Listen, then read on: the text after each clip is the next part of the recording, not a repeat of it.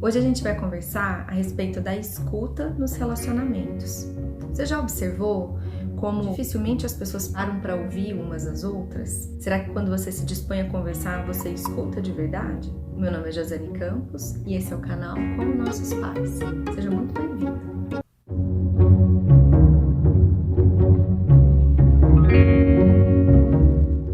Falar sobre a escuta nos relacionamentos é muito importante, especialmente quando numa conversa o que o outro tem a me dizer não me agrada e vice-versa. É muito fácil conversar sobre algo quando A e B têm o mesmo ponto de vista. O problema é ouvir realmente o que a outra pessoa tem a dizer quando se tratam de posicionamentos diferentes, de vontades, interesses diferentes. Bom, eu sou psicóloga judiciária e a minha atuação em varas de infância e varas de família me coloca diante de conflitos familiares e eu me deparo com a dificuldade que as pessoas têm de ouvir umas às outras. Além disso, vivemos num mundo com muitas informações, chegando a todo momento, as pessoas muito estressadas, muito cansadas, o que faz com que a disponibilidade para sair de si e ouvir o outro se torne cada vez menor. Isso me faz lembrar de um texto do Rubem Alves chamado Escutatória. Um texto bem interessante porque ele fala que hoje em dia as pessoas estão muito preocupadas em falar bonito, em falar bem, em colocar o seu ponto de vista e elas procuram então cursos de oratória. E que ninguém está preocupado em escutar bonito, escutar verdadeiramente. Que ele estava até pensando em abrir um curso de escutatória, mas que provavelmente ele não teria alunos. E no decorrer do texto ele continua falando a respeito dessas dificuldades da escuta nos diálogos e nos relacionamentos. Então eu resolvi falar um pouco sobre essas dificuldades e algumas observações que a gente pode fazer de si mesmo para perceber em que medida a gente realmente escuta o outro. Um primeiro ponto a se pensar é se você escuta o outro a partir de si próprio ou se você consegue tentar se colocar no lugar do outro à medida que o escuta. Um exemplo seria assim: eu conto para uma amiga a respeito de uma dor que eu tô sentindo. E daí o que a minha amiga faz? Ah, mas eu tô sentindo uma dor muito maior. Nossa, mas eu já senti uma dor muito maior que a sua. Eu tive que tomar 3 vezes mais remédio que você. Nossa, mas você nem sabe que dor que é essa. É muito difícil essa dor que eu senti, que eu tô passando. Ou seja, a minha amiga me ouviu ou a minha amiga estava mais preocupada em falar a respeito da experiência dela. Então as pessoas querem falar muito mais do que ouvir. Não que você não possa contar sobre as suas experiências, mas esse tipo de diálogo, ele não se constitui uma escuta, não. Porque a pessoa que está ali contando a respeito da sua experiência, ela não se sente acolhida. E é por isso que muitas vezes você sai de uma conversa com a sensação de que você não foi ouvido. E o pior de tudo é que algumas vezes nesse tipo de diálogo rola uma escuta doutrinatória, digamos assim. Porque tem um que vai dizer para aquele outro que sabe. Esse outro que sabe é o que vai determinar o rumo da conversa. Ah, se eu fosse você, eu faria isso. Se eu fosse você, eu tomaria esse remédio. Se eu fosse você, eu iria nesse especialista. Eu conheço esse médico é bom, é ótimo, vai resolver sua dor, vai lá. A pessoa fica mais preocupada em resolver o seu problema do que realmente ouvir aquilo que você tinha para dizer. Um segundo ponto que a gente tem que prestar atenção é que às vezes eu consigo sim me colocar no lugar do outro. Quando eu escuto, tô sim ali presente, ouvindo a pessoa. No entanto, imagino que eu sei o que a outra pessoa está pensando. Isso é muito comum em brigas familiares e em brigas entre casais, em que a pessoa está ali contando alguma situação que está acontecendo com ela e você já está imaginando lá na frente o que ela vai dizer.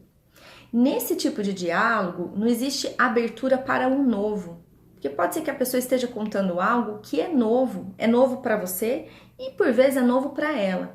A gente tem uma ideia de que a pessoa já sabe onde ela quer chegar com a conversa. E acredite, é muito comum que à medida que a gente fale, que a gente vá descobrindo coisas ao nosso próprio respeito. Nem sempre num diálogo eu já tenho exatamente pré-determinado o que eu vou falar. Depender de como a outra pessoa vai reagir, a conversa vai fluir, eu posso mudar a minha opinião, o outro pode mudar de opinião. Então a gente precisa estar aberto para a novidade. O diálogo, ele só faz sentido se existe abertura para a diferença. Quando a gente acha que já sabe o que o outro vai dizer, o diálogo fica truncado, fica fechado. Um outro ponto que também é muito comum nesse tipo de diálogo que acaba virando briga, é que nessa de achar que a gente já sabe de antemão o que vai dizer, o que o outro quer dizer, que existe apenas uma verdade e que é a minha, obviamente. Então, se a outra pessoa pensa diferente de mim, é porque ela não me entendeu, é porque ela não me ouviu, e aí fica um embate, uma tentativa de um convencer o outro de que eu sou o dono da razão. E nessa briga, nessa disputa pela verdade, esquece-se que a verdade na realidade é um lugar terceiro. Por vezes, os dois estão errados, ou que cada um dos dois possua uma parcela de verdade, mas a briga, a disputa pela minha verdade, em detrimento da verdade do outro, faz com que, na verdade, a gente se ensurdeça. E aí não existe escuta possível. Porque o que fica de fora nessas situações é justamente aquilo que importa, é a diferença. Se eu penso diferente do que você pensa, eu posso estar certo num determinado ponto, você pode estar certo num outro determinado ponto, e essa diferença é o que vai construir, é o que deveria construir um novo espaço para um novo diálogo, para que as relações então pudessem amadurecer. O problema é que muitas vezes a gente não quer lidar com essa diferença e a gente fica numa disputa egóica pela razão e pela verdade.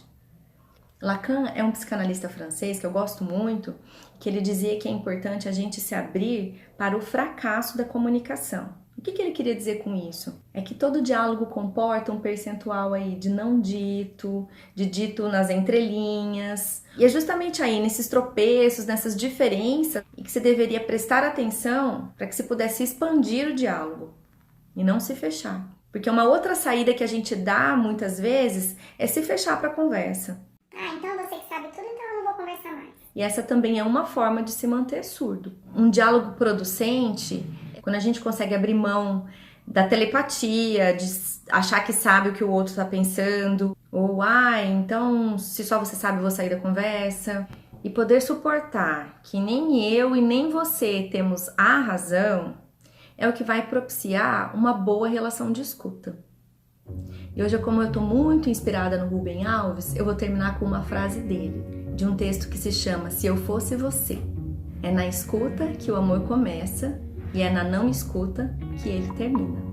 Se você gostou desse vídeo, compartilhe com seus amigos que também precisam escutar, curta o canal e até um próximo.